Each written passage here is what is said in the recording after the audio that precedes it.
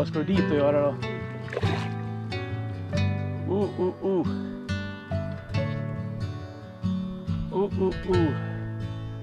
Jävlar vad han kämpar. Oj, in i gegget där. Nej. Ut. Yes! Tjenare! Idag är det ruda som gäller. Ja, meta efter stor ruda är mitt absoluta favoritfiske. Kul, spännande och en rejäl utmaning oftast.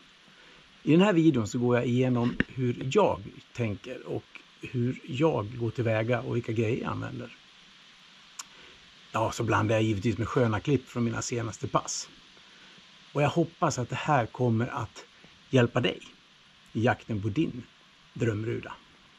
Häng med!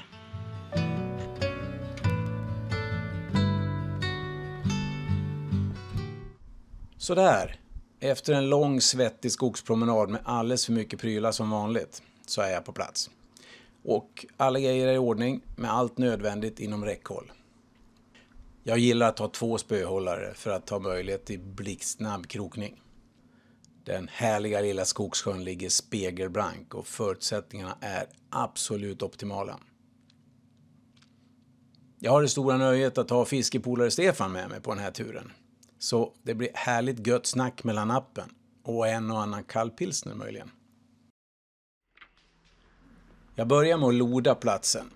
Främst för att få så bra koll på djupet som möjligt. Men också för att hitta en ren och bra plats att meta på.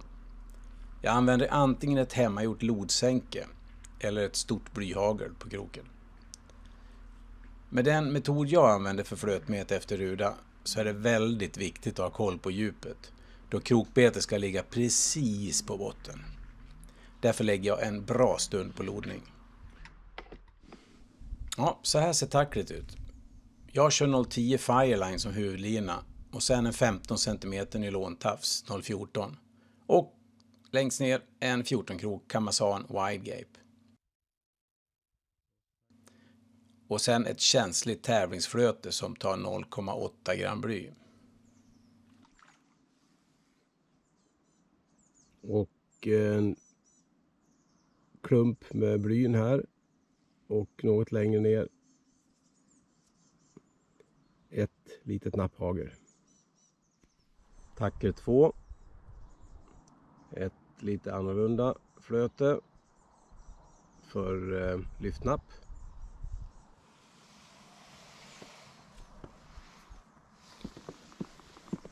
Där har vi ett hager en bit upp och kan här vara ett BB och ett lite mindre hager längre ner. Och kanske, vad kan det vara, 3-4 centimeter från kroken. Så ser uppsättningen ut. Beror på om det blåser lite så är det lite svårt att meta med det lättare tacklet. Då blir det här.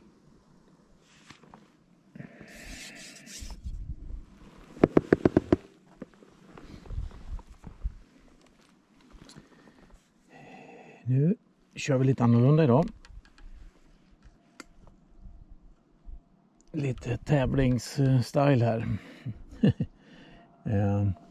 Och koppar i mäsket. Det är för att få det precis där man vill ha det. Vi droppar i en liten sån. Plommon size kanske. Litet plommon. Några strö majskorn. Så. Fördelen med det här är som sagt att man får det precis där man vill ha det. Kanske inte så viktigt, eller viktigt är det väl alltid att få mäsket där man vill ha det. Men det är väl absolut mest viktigt när man gör i mörker. Det är lite knepigare att kasta bollarna och hitta riktigt rätt.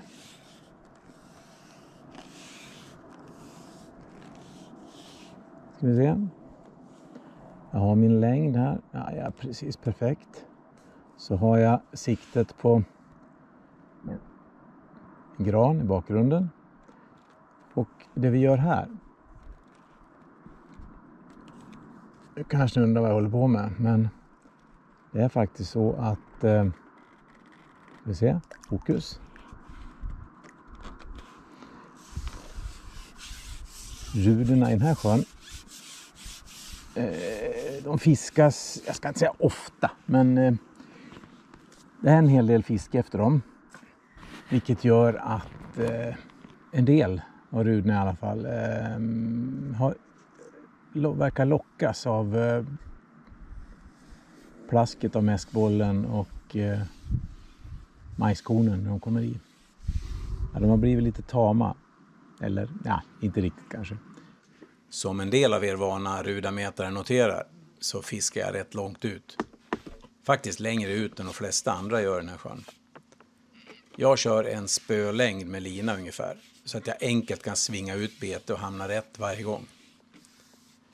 Jag har en idé om att fisken skyggar lite mindre där ute än längre in där de flesta fiskar redan har krokats någon gång.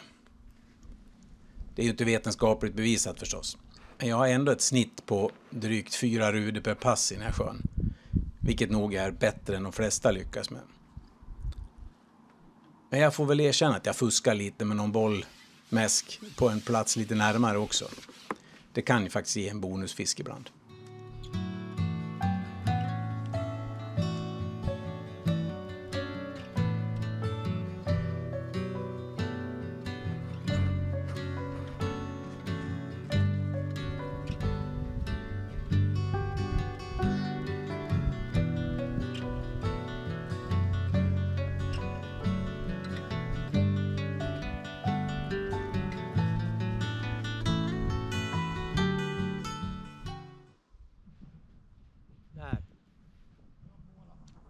Och jag råkar få det på film också. Jag slår på filmkameran precis.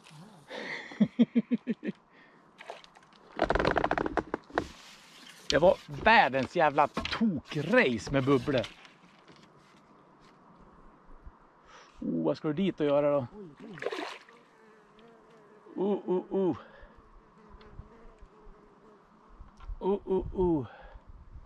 Jävlar vad han kämpar. Oj, in i gegget här. Nej. Ut. Yes! Det där var jävligt oväntat. Kan man lugnt påstå.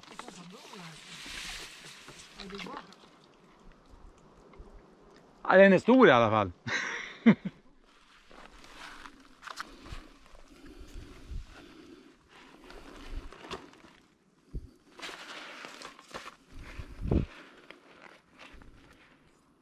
$17,91. Så. Sträcker vi lite.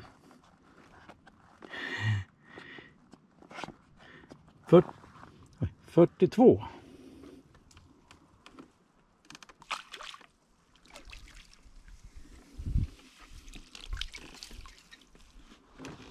Kanon.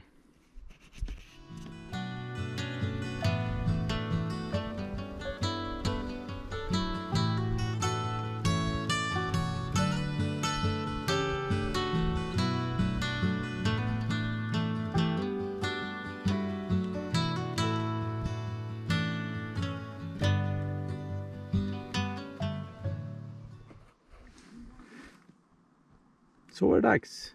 Helt sådär mitt på solblanka eftermiddagen utan bubblor eller någonting. Så bara gupp. Vi får se vad den här väger. Ja, får vi se. 17,34. Helt okej. Inte så lång. Nu ser ni inte det. Men han glider lite. Men 42,5 var den här. Nu ser man lite snett här. Men sådär ungefär 42,5. Ja, nice. Riktigt nice. Så, hej med det vännen.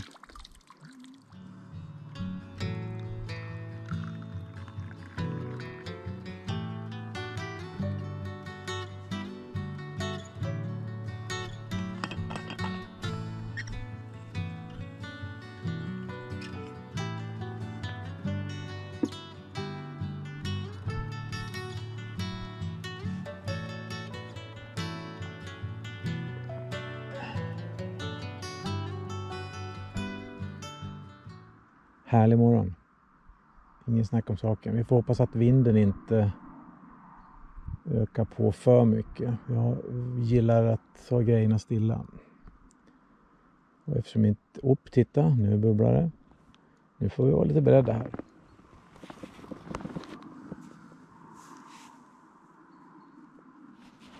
Det är sällan jag drar in flöten på mäsk. Eller sällan, det händer då och då. Men brukar gilla att ha grejerna kvar. Även om det bubblar runt en bit ifrån flötet. Jag har förtroendet att det nog kommer in. Oj. Oj, det var inte mycket vis.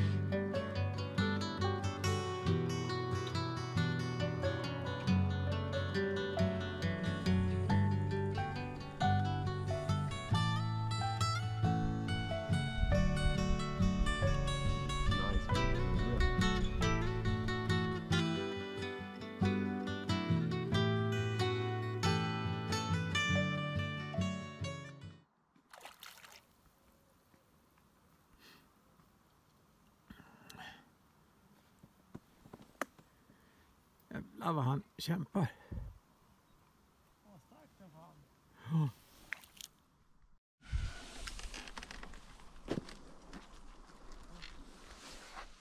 Ja. Så.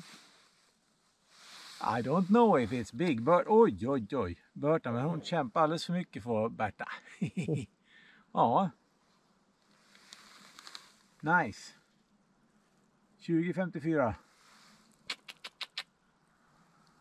Ska hon få komma tillbaka?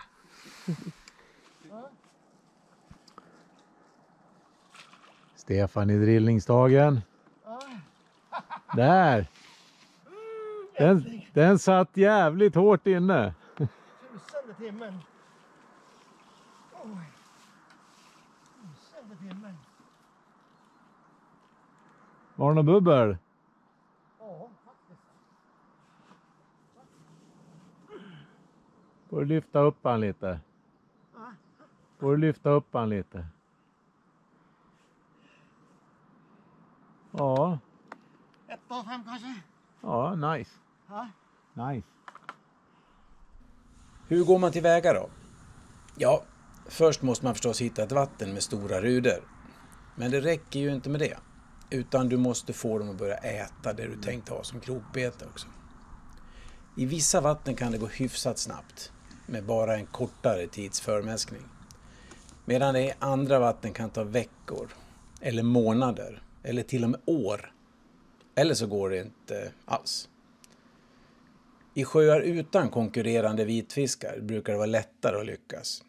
Och där kan man också mäska med en mindre mängd åt gången. Medan man däremot i sjöar med mört, sutar eller braxen som ska slåss om maten måste mäska mer för att något ska bli kvar till ruderna. Tipset i sådana sjöar är att mäska i skymningen då aktiviteten oftast minskar hos övriga arter, speciellt mörten. Vad mäskar man med dem? Ja, vanlig burkmajs är ju stapelfödan förstås. Enkelt och hyfsat billigt. Kombinera sen med ett lämpligt mäsk som du har förtroende för. Det finns flera bra färdiga rudablandningar på marknaden. Jag har också haft framgång med enklare blandningar av ströbröd och uppblött hönsfoder till exempel. Hur mycket ska man förmäska då? Ja, som sagt beror det förstås på hur mycket annan vitfisk det finns i sjön. Har man mört, sutar och braxen så får man räkna med att använda mycket mer mäsk. Kanske 1 till 2 burkar majs varje kväll i minst en vecka. Eller varannan kväll i minst 2 veckor. Om det är enbart ruda i sjön så använder jag grundmäsk också. Men om det finns många andra hungriga så brukar jag strunta i det. Då det ibland kan locka in alldeles för mycket oönskad fisk till platsen. Det finns förstås ingen regel för hur länge du ska hålla på med förmäskningen.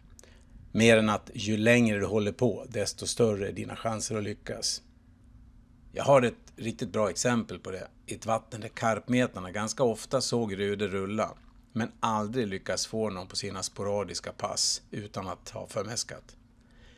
Men när en kompis som bor nära sjön gjorde en rejäl sutasatsning med en burk majs per kväll under en längre tid, så dök det efter några veckor upp enstaka ruder plötsligt i fångsten. Och flera ruder per pass någon vecka senare. Och även andra fiskare fick rudorna att nappa. Bland annat jag själv. Året efter mäskade han ingenting där och det kom knappt upp en ruda på hela sommaren. När det gäller rudameter måste man vara ödmjuk. Men jag tycker ändå att jag får säga att jag har rätt bra koll med fler än 550 rudor enligt fiskedagboken i alla fall. Varav 39 över 1,5 kilo och 8 över 2 kilo från 3 olika vatten. Det är blandat skogssjöar med bara ruda, gädda, abborre, slättsjöar med blandad fisk och skärgård. Så det borde finnas en del du kan plocka från mina råd och tips på hur jag metar storruda. Ta och testa dem i praktiken så hoppas jag att du snart har din drömruda på kroken. Skitfiske!